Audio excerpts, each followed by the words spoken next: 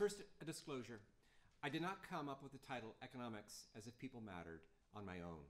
It is the subtitle of a book by E.F. Schumacher, Small is Beautiful. This book questions the widely embraced assumption that economic growth is always good. On the cover of the book, there's a drawing of Gandhi. The book describes, among many other things, Gandhi's argument that we can be happy with less consumption.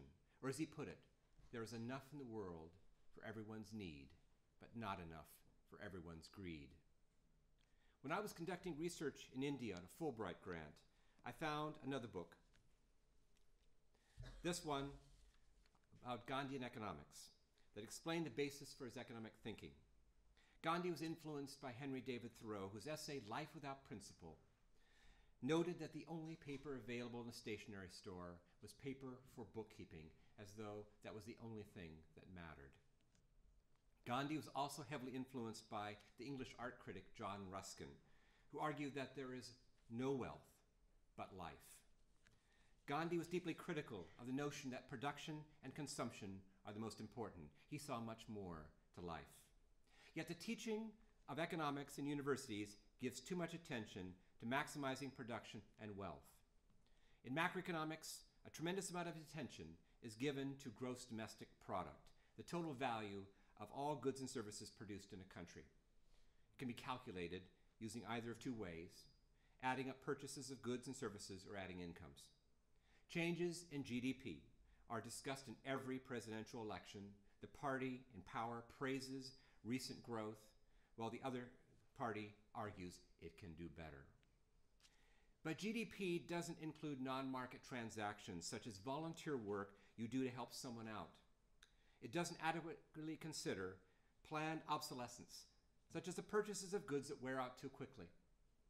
We used to buy a computer that will last a lifetime. Now we're lucky if it lasts 2 years. Moreover, GDP doesn't evaluate our happiness from community involvement, our connections with family and friends, the joy that comes from the simple things in life.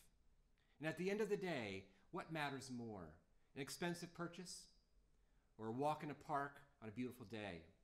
A kind gesture from a stranger that brings a greater sense of hope, or the beauty of the first flowers of spring? There are alternative measures available.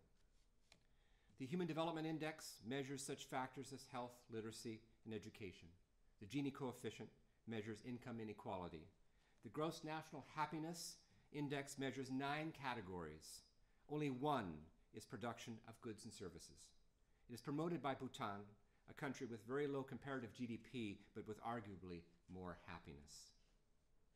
3 students at the University of Manchester in the UK have formed a post-crash economic society and have published this book, The Econocracy, to show that the field has developed its own language and models to keep most people from understanding it. The book argues that economics programs emphasize a set group of models and theories that leave out important issues that affect the everyday lives of people.